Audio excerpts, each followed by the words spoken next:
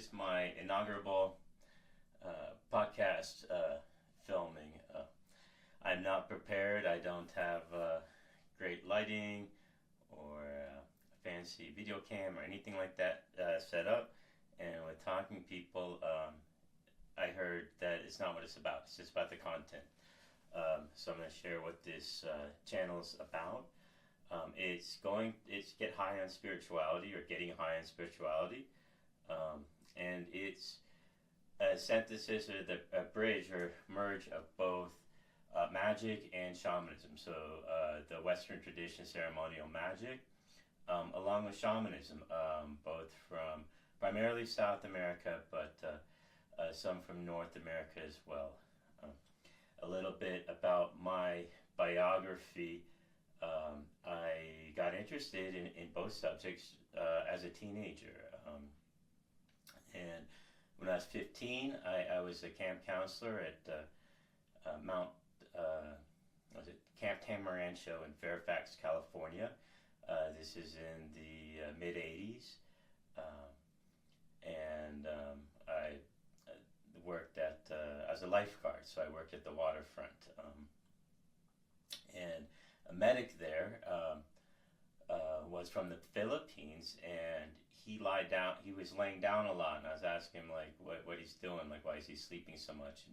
And he said that no, he's astral projecting, and he's watching over everything out of his body. And so I started talking to him more, and it turned out he was practiced a family tradition of Filipino ceremonial magic. And I'm not going to go into detail the protocols for that, but I've set up with the first, call it the planetary initiation ceremony, and my first connection with the moon and ideas regarding ceremony, ritual magic, and connecting with the planets. As well that summer, in the center of the property, or the mountains of what's called near White's Hill in Fairfax. There is land that the indigenous still had access to, and it's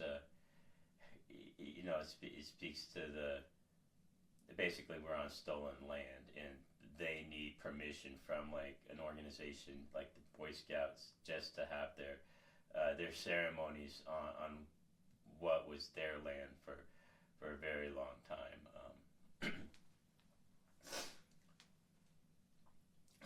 But I was working on a merit badge for compassion, and the exercises for a week I would move about as if I had a disability, and this was for the purpose of seeing from other people's perspectives. And so if I remember right, I bound up one of my legs, and I needed crutches to walk. And maybe can't speak for him, but he talked with me, and at least a week every afternoon. I've found that memories, thinking back to a kid, things can seem like they went on forever, and in reality it was maybe one incident or twice or something. So it may have just been for that week, but talked to him every afternoon, and his name was John Iron Eagle. He was Blackfoot. From what I've learned later, he's definitely a full medicine man. He ran what is called a bear lodge, meaning his sweat lodge faced north. And he talked to me about the whole road, and what order the ceremonies needed to be done in. He taught me about the vision quest, the 3 days, 3 nights with no food or water. How people were out on the hill. He told me, how he watched over them. It was, through connecting with nature. It wasn't anything about the astral stuff that I heard from the Filipino. It was, he watched the vultures circling these guys that were out on the hills for safety. So that was my introduction with both subjects, and I went. He invited me and some others to attend a sweat ceremony. Um, so I had. I was age 15. I went to my first sweat lodge ceremony, and also this kicked off my initiation with the planets and the moon, with a ritual given to me and taught to me by this medic, and I don't remember his name. I tried to look him up later, and I was never able to find him again. Content for this, going through, I'm gonna do content in series, and going into my main practices currently are Golden Dawn, Ritual Magic, and ceremonies that I learned training I did a 2-year training with a medicine person to serve a cannabis ceremony, and if you want to find out more about that, it's on Amazon, Marijuana Medicine Ceremony, and it doesn't have very many sales at this present point. Part of why putting the podcast together, and but if you're interested in, I'm going to do a short blessing ceremony right now, and if you want to find the exact words or to do it yourself, it's in this book, and the content of this book is so that you can have it's the prayers and protocols for having a personal ceremony with cannabis, and I extracted from the full training I did, which included a lot of ceremonies and herbs. It's a full year of herbs for healing, and how to prepare herbs in different ways with tea infusions or poultices, and a lot of content with that. And I'll do series in the future going into herbs. But it's on Amazon, Marijuana Medicine Ceremony. If you like the book, please leave a review. So one thing I learned in that training, and it was a few things went over and over and over again, and one of them was smudging. And I've heard it in other places as well, but basically in any great undertaking, or any worthwhile undertaking, one should pray first. And in the training class, it was reiterated over and over and over again that Creator's a healer. I'm not the healer. Creator's a healer, and it's pray first, pray during, pray after. If you're gonna do something, you pray first. Should I do this, or pray first? What will the outcome be? And as I'm doing this, both Magick and Shamanism, in magic terms, that means invoke the highest first in an operation, and that includes divination, and then do a divination to see your magic ritual, or if you're going to do a set or a grimoire set operation of ceremonial magic, see what Creator thinks about it first, and by whatever terms you have for that, or whatever word you use. I don't hear people going around saying, Yod He, Vav He, should I do this endeavor, and put up a podcast on magic and shamanism, and their intersection, being embraced for both. But I did just then, and so if you want to do this yourself, it's in the book, but this preparation of herbs is cedar, sage, sweetgrass, and tobacco, and it's considered a blessing mix. Smudging is one herb, whether it's regionally appropriate. So if in North America, sage most likely, but you can use another herb, let's say cedar. South America, there's a very popular tree to work with for smudging called Palo Santo. Europe is use often is frankincense. But if you use a single herb, and especially for the region you're in, it can make it stronger. I'm not too familiar at all with the East, but I know these practices are all there, and they have their own herbs for what they use in those places. So without further ado, I'm going to bless this podcast and those who find me here.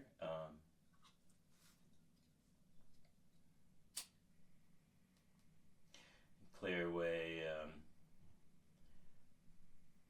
can't clear away, any negative energy. We're also too constrained ideas about what the content should be or should not be.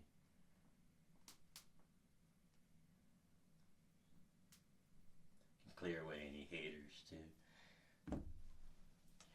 Creator, thank you for this day. Thank you for my life. Thank you for my breath. Mother Earth, from you I came and I shall return, for I, Michael Galbraith Purvis, am a child of Earth.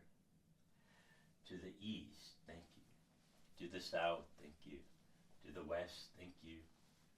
To the north, thank you. Grandfather Sky, who protects us from more than what we know, thank you. Grandmother, Mother Earth, from whence we came and we shall return, thank you.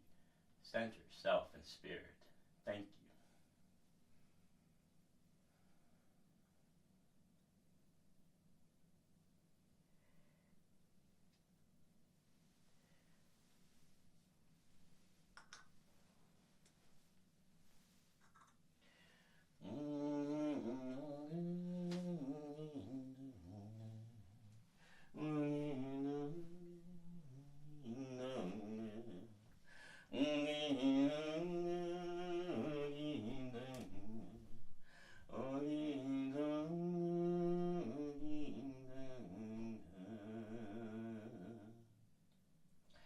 Thank you for blessing this space, and the space of this podcast, the space of those watching and listening.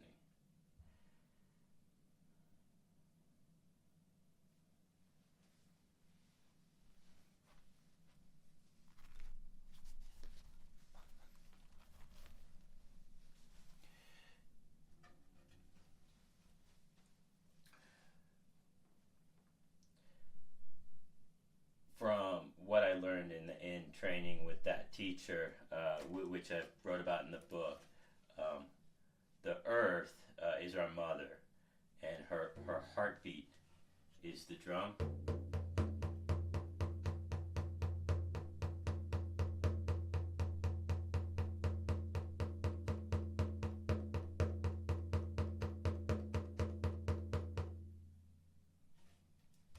And her blood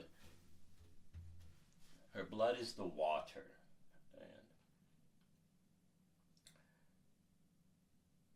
our bodies are comprised almost entirely of water, and we have a heartbeat. As long as we're breathing, breath is the evidence of life, and we always have that connection.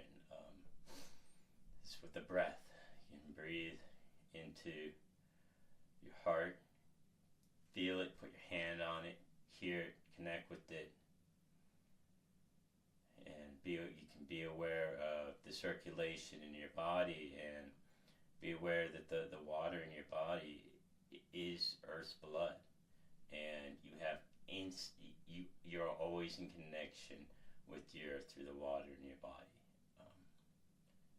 You're never actually separated from Earth.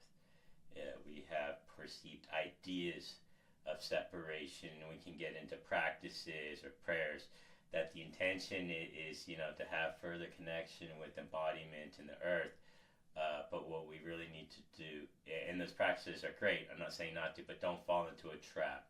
And I've noticed a lot of spiritual work is correcting the self-talk, because everything already is everything, and is clearing away our perceptions of how things aren't. It is more useful than trying to get something. So I don't try to connect with the earth. Just ideas that that where any self-talk that would say that I'm not connected.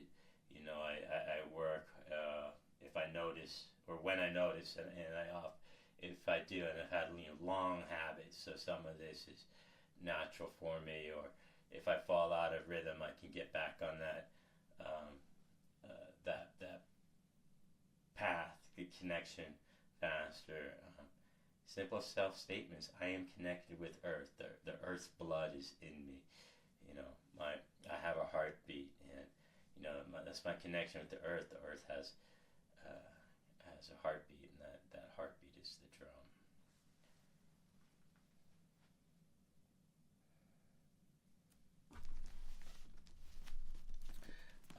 I'm going to give a shout out to Lon Milo Duquette and Tonalise at Magical Retreats. I got the inspiration, the motivation to kick this podcast off from I met a lot of great people there, and it was a great 3-day workshop in Joshua Tree. His book, Tarot Architect, and his deck, the Tarot, the Ceremonial Magician, are what the workshop was on. Over the 3-course days for all of us there, went through an activation where we basically where we installed all the tarot cards, the entire deck, within us in the form of the Cuba space. And from looking at Kabbalistic diagrams and older papers on the Cuba space, I believe Paul Foster Case, and the builders of the Ditum really go into detail on this, but that's years of monologues that you need to go through, and then Lon is a wonderful teacher with a great sense of humor, and he can break down very complicated concepts into an easy to digest format without simplifying them. That they remain as complex as they need to be. Nature's very complex. The oversimplifying things down into little sentences, like that's the header or the title of something. And in reality, just like smudging, it's once you have a protocol to smudge, it's easy. You can just be told, go smudge, or it's like, have a thought like, I'm gonna smudge. But I can't assume, and if you're a teacher or helping other people, don't assume that they know how to smudge or what smudging is. Went over and over again in the training I did for smudging, and in a later podcast, I'll go into colognes and using Florida water. So the South American, as a white person, I'm not going to use the word white presenting. It's like, I'm white. I grew up in the 80s on action movies. My heroes was Rambo and Conan the Barbarian as a kid. I'm not indigenous. I'm white. I was raised in this culture. I'm impacted by the Western culture, and even though I have long experience with ceremony and talking with indigenous, it doesn't remove me from the cultural environment that I was raised in. And any idea or construction of thought that I have regarding what these practices are or are not, what the results should be or should not be, or even how I should think about myself or move and be one with myself in these environments, is not indigenous. It's the filter of the colonial mind drivers. It's talked about on the landing page to the Golden Dawn order that I'm in. And a lot of people don't understand. It's Golden Dawn, it's magic. Why is there CIA mind control stuff all on the front page? And then if you join the order, you never hear about it again. It's just on the landing page. And absolutely a structured system of self-empowerment, such as ritual magic, will free you from it, and that's why. And so it's not unique to doing this order's take on a set of practices like the Golden Dawn system or that order's. to me, the like Golden Dawn system magic is simply the documents and can refer to what documents at what period of time. And I don't believe in psychic egregores. I'll go into a theory on that a little later, but I keep it simple, and I'm only aware of my physical presence, even my heightened ability of senses.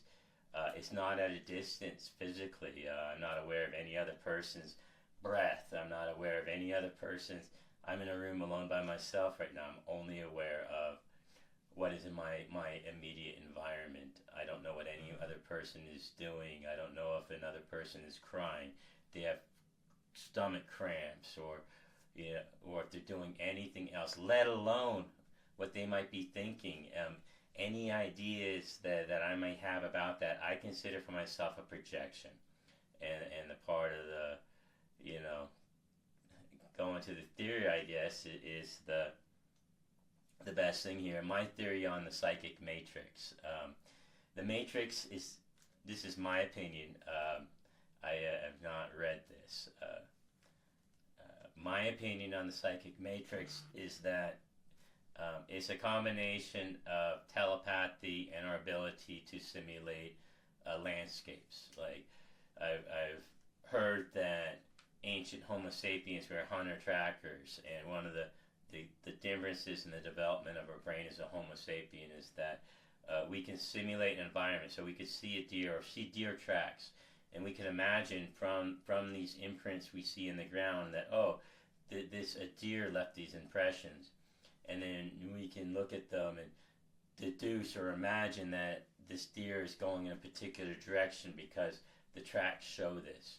And then we look in our environment, and we can see the shape of the hills, and maybe there's more trees in the area, and from our past experience or imagination, there's a water source there. There might be an oasis there in that the valley. Maybe the deer went in there, and we can follow them. And that's a natural part of the working part of all of our brains. And to use more modern terminology for what I believe telepathy is it's an aspect of quantum entanglement. So we have crystal membranes in our body. I believe they're in our fascia, and also there's a membrane that surrounds our pineal gland. And when I was a kid, there were still a few who could hear about crystal radio kits, and I may have had a little project as a child where I built a crystal radio. I'm not exactly sure, but I learned about them somewhere in the late 70s or early 80s. And so a crystal, upon pressure being added to it, it maintains its frequency and creates an electric charge at that particular frequency. You just squeeze it. And telepathy, in my opinion, is you're simply syncing your own frequencies with the frequencies of another. And the matrix is like a global pain body of human beings that resonated a certain thing, and we simulate it and we think it's a thing. But in my opinion, it's simply a group that are resonating on a similar frequency. There's prophecy by the Hopi regarding a worldwide web. I don't believe that it's necessary, that means it was the internet in itself, but through the internet and social media and people having more and more conversations and video conversations and syncing with each other at a distance, it does create these matrices. And just self-awareness of creating, and for me, reminding myself that I'm not aware of anybody else and what they're actually doing, or driving a car or operating machinery. I have no idea. I'm going to end this call right now, but just for idea of what series I'm going to put out, I'm going to go into Colognes and Florida water, the Shipibo people. The tapestry behind me is made by a Shipibo man, the brother of the shaman that I've last been going to and sitting with in ceremony. So a lot of what I know and have learned in shamanism is Shipibo. Until the next podcast. And thank you to anybody who tuned in and listened. Please give me a like. Feel free to leave comments and interact. And again, if you want details for the cannabis ceremony and how to bless it, they're in this book.